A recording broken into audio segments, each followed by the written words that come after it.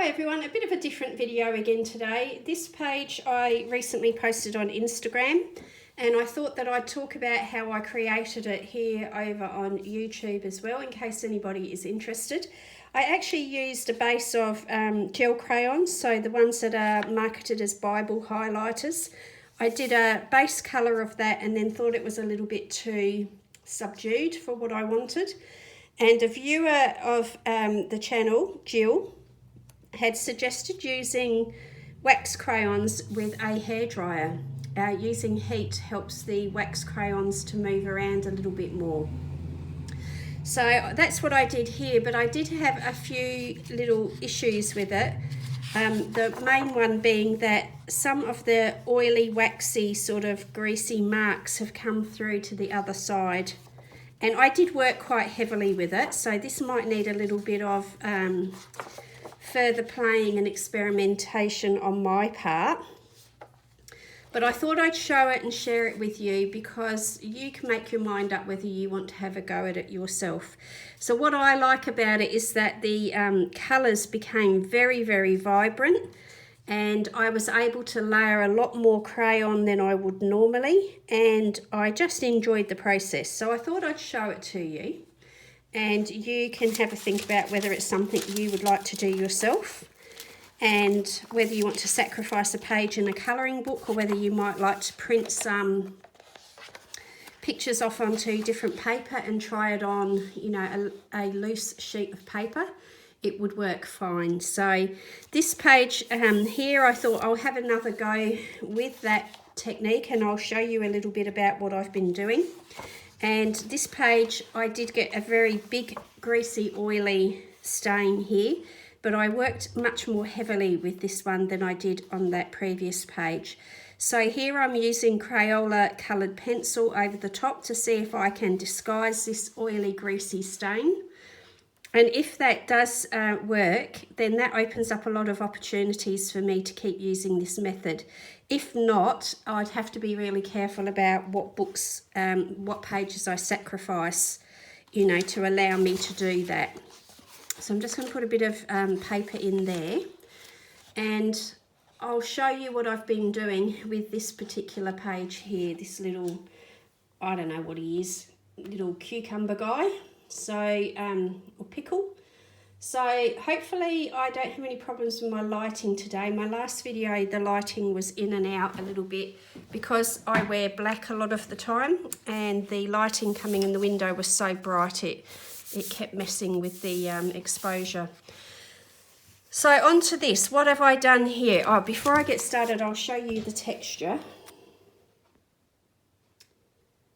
So this very textured bit here, I actually held a crayon under a hairdryer until it dripped, and then I mushed and moved around all of the melted wax. So that's why it was so bad on the other side of this page, I think, because I really did put a lot of wax on there and really mushed it around and so on. So I thought I'd show you, you know, how I was working with it and talk you through it as I go. So I'm thinking I'll just use some colours that I've already got here. So I've got the regular Crayola crayons, okay, and I've also got Colours of the World, Colours of Kindness, and some of those smaller packs, but I've got the 64 pack of crayons. And what I did was to start with put a reasonably heavy layer of crayon down, and I don't like how it starts to get really lumpy and bumpy and what have you there. Although having said that, I really pushed the envelope there, so to speak. Right, so I will have to mute this in a minute because I'm going to put the hairdryer on it. I'm using the hairdryer on a low heat.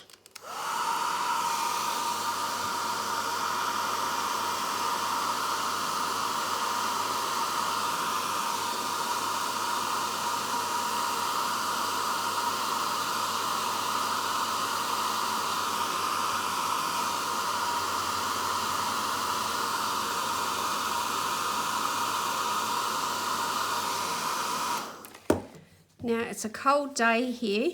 It's about 14 degrees Celsius outside.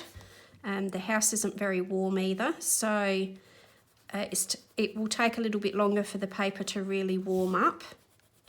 And you can't really see what I'm doing on camera, but in real life you can see almost like the top layer of the wax goes very glossy and molten and melts, and then leaves a very flat, dull finish. So you can see I was able to put more colour on there, and I'm going to do the process again.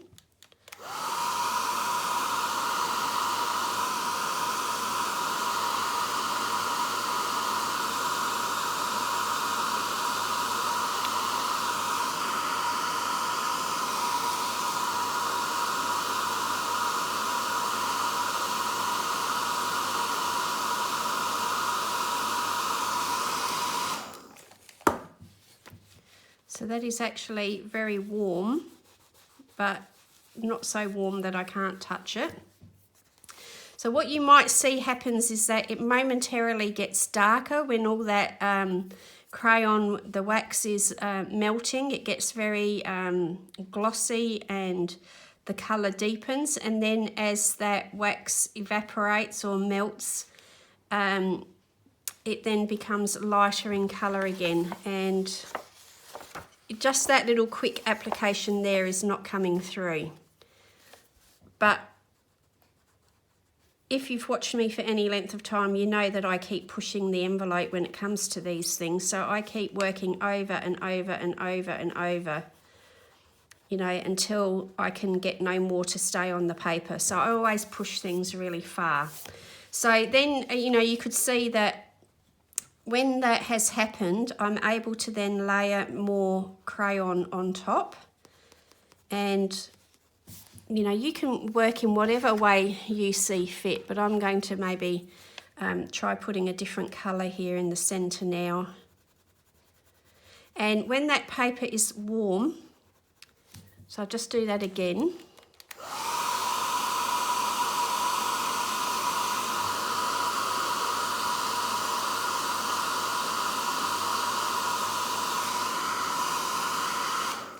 So you might have been able to see it there as it was melting.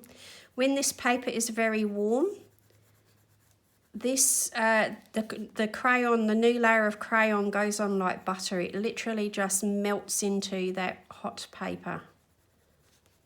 Okay, and then I use a fan brush to get rid of all those little crayon crumbs, because when the crayon crumbs are laying around on your paper, if you put the hairdryer on it, the heat on it, it will melt it wherever it is. So now on safety issues, I'm talking to adults here, not children. You know, I'm not suggesting that kids have a go at this, certainly not unsupervised, but just be, you know, cautious. You're using a heat tool, you're using wax and paper, so have it on a low heat. Do some tests, be very careful about how you're doing it, very mindful about how you're doing it, and keep safety an issue, okay? So, you know, as adults, I think, you know, we should be able to sort of work out at what point you should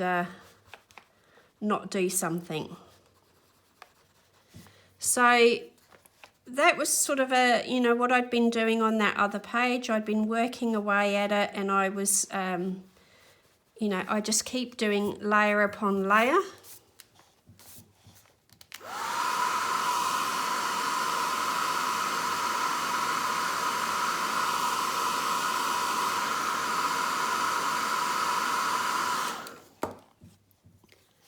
And because it's winter here at the moment and the house is very cold, this is a great time of year for me to play with this. But all of you in the Northern Hemisphere who are currently in heat wave conditions, you're not going to want to play with this at the moment. You know, save it till winter time maybe if you want to have a go with it.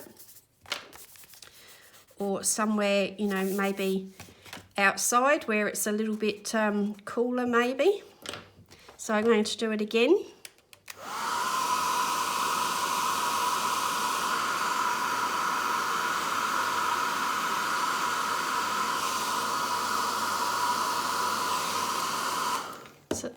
So I don't know if that's going to show up until I have a look back at the footage, but I can certainly see at what point the wax is melting and very glossy, and then it gets to a point where it just disappears and you're left with this flat sort of finish that's no longer very greasy feeling. Okay, so that's just very quickly. On that other page I showed you, I layered and layered and layered and layered. So then I got to thinking, well, okay, now that I've done that, will pencil work on top of the crayon? Because generally, you know, a wax crayon, no, you can't layer pencil over the top of it.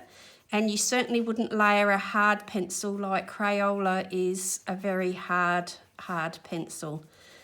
But you might be able to see here that without too much effort at all, I'm not really pressing very hard at all. That colour is overlaying and it is very rich and vibrant over that base. So that works really well. Then I got to thinking, well, how would the pencil work on hot paper? So I'll warm it up a little bit.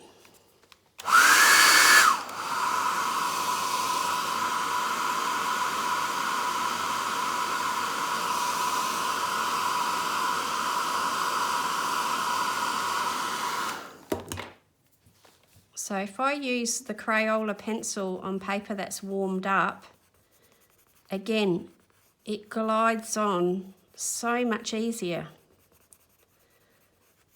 So then I got to thinking, well, okay, perhaps the heat is melting the binder that's in the pencil, the coloured pencil. So then I did a few little tests where I actually heated up the pencil.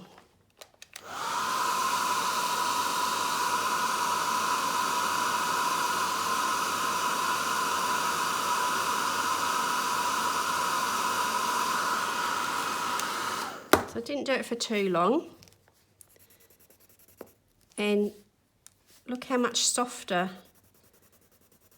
that pencil is now, because the heat is softening up all that waxy binder that is in a Crayola coloured pencil. So again, another disclaimer, you can see that my pencil's very small, so I'm trying this out on my oldest Crayola pencils, and I do have a new set waiting to be used. So I don't feel like I'm sacrificing very much here. It's an old set that has had a lot of use. So please don't do this on your best pencil, but with a bit more pressure, you can see that payout, that depth of colour from that pencil is a lot easier and quicker than it is normally. So I don't know that this is something that I'll do very often, but as an experiment it was really interesting, and I thought for these older pencils this is a really good easy way to get some very solid saturated colour out of my Crayolas without too much effort. So I'm just going to get rid of those pencil crumbs. So it does break a lot easier. You know, it's going to, while I've got that out, it is going to ruin the pencils, you know. So if you've got some old, cheap, very waxy pencils that you want to play around with, maybe have a go. Again, be careful with how much heat you're putting on there. Just keep general safety in mind. So then I was thinking about this part in here. What I was actually doing was melting a crayon, and we'll see how that goes.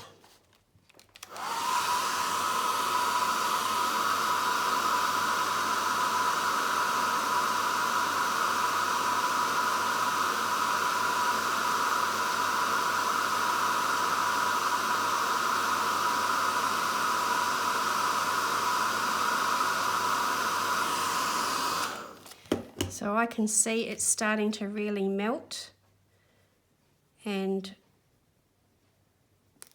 that is just like butter.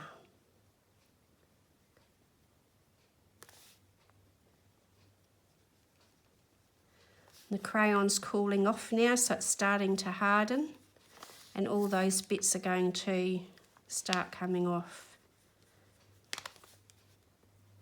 You know, so obviously you're going to eat through a crayon really quickly if you do this, but I'm not actually recommending you do this too often, but I just thought as an experiment I'd show you what I was doing. So I'm just going to get rid of that.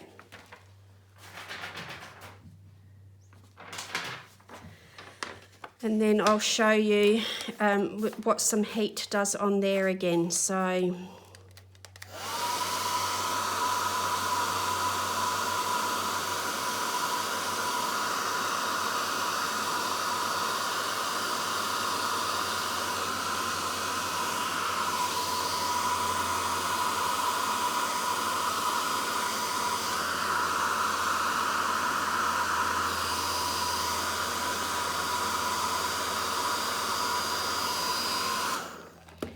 So again, I don't know whether you would have seen that went very glossy and molten, and then that can be spread around while it's warm. So that was just some things that I was playing with. It's not without, you know, some damaging of the paper. So what I did last night with the green really did go through, and it stained this side terribly. But as I say, if I can cover that up with pencils, then I will probably keep playing with this idea a little bit more. I'll just get a clean piece of paper. So I'd be tempted to keep playing, you know, with that. Hopefully you're still focused. I'd be quite happy to play with that further. So, you know, I'm quite interested in what a humble pack of crayons can achieve. And I'd like to see what I can get out of them, I suppose. That there is a bit of the green that moved from over here, and when the hairdryer was on, and then melted. So, you know, it's not without its problems.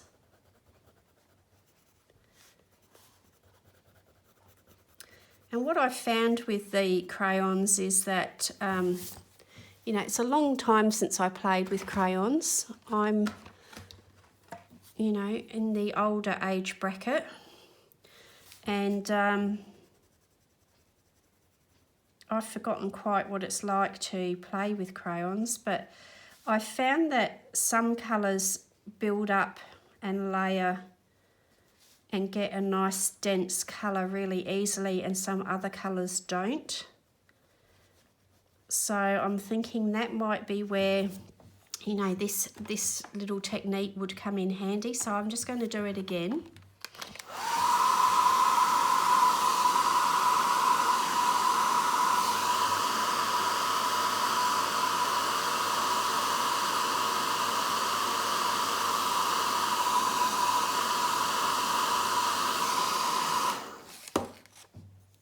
So it's not an ideal technique to use if you're going to be recording, obviously with the noise and everything.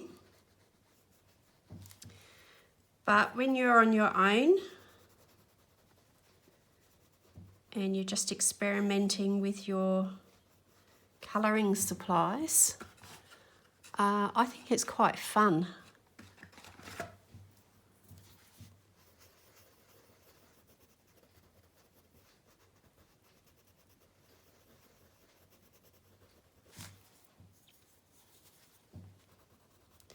So as you can see, I'm managing to do a bit of layering there without the heat anyway. That's what I mean about some of these colours do layer and build up a depth of colour really nicely on their own.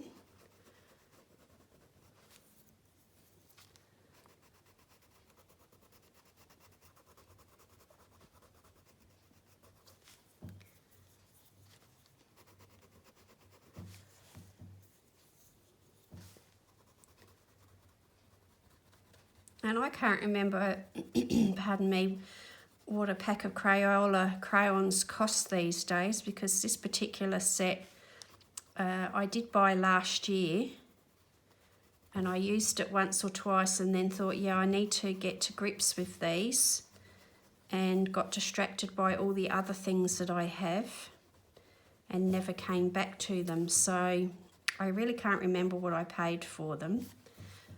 So where's my little brush gone?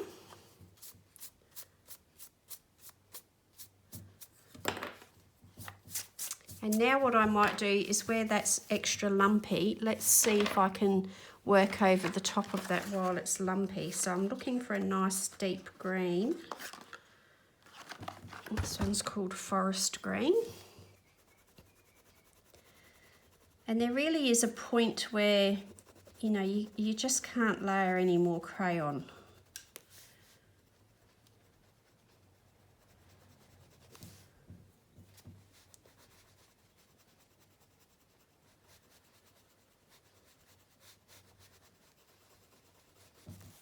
And that's getting really close to it.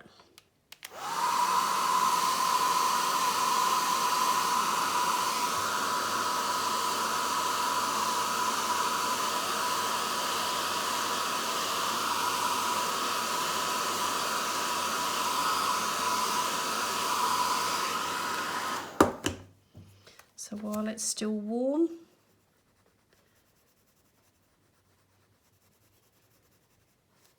I can layer a bit more over it then.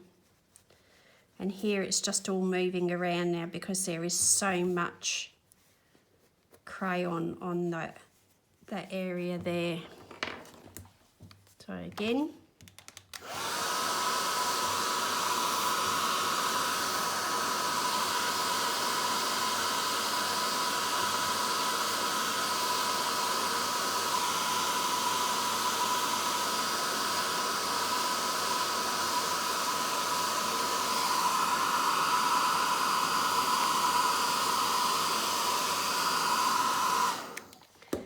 Now that might be at that point where I decide, okay, I can't do any more with that, and let's try a little bit of pencil. And now I'm even getting to the point where I can't get too much pencil on there because there is so much wax there now.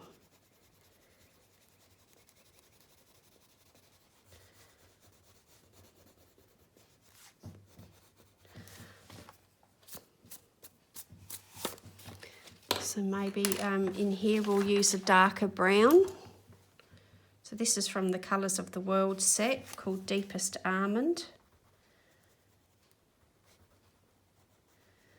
So I haven't reached that maximum level here on this area yet, so I can still put extra crayon on that shell.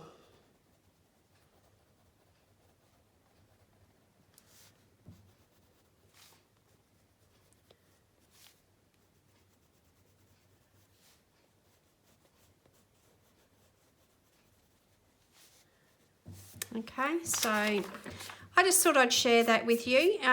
You know, you may like to try it yourself, you may not. It's entirely up to you. And then I really don't think that's any worse than what it was beforehand. So that's what I've been doing in this book. This is Manga, Beauties and Beasties by Camilla, and it's really become quite the playbook, and I've tried lots of different things. I've got lots of pages started now that I need to come back and finish the little experiments that I've been writing, what I've been doing on there, and so on and so on. So there you go. I hope you've enjoyed seeing that. Again, just letting you know, be very careful, be very mindful that you're using something that gets very hot. Just be careful with it, and if you've got children, please do supervise them if you're going to let them have a go doing it.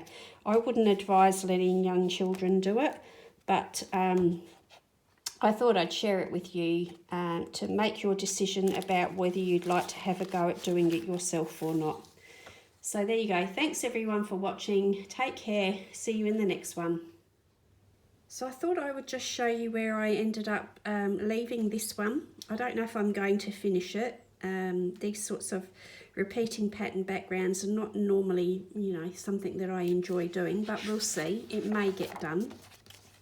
But I did want to show you this other side here. So after I finished filming, I kept colouring on this side, and all that greasy mark that was around here I've hidden using gel crayons. So I've used Shuttle Art gel crayons. These are quite new to me, and I chose colours that would hide that greasy mark, which looked rather grey.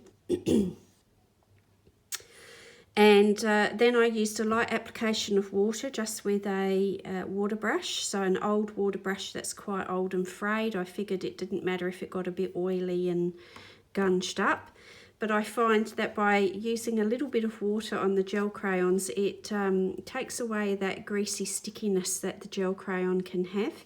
So I like to put a little bit of water on it, and I also use a Q-tip or cotton bud to smear and move and blend the colour, along with a fingertip, of course. You can do all of that.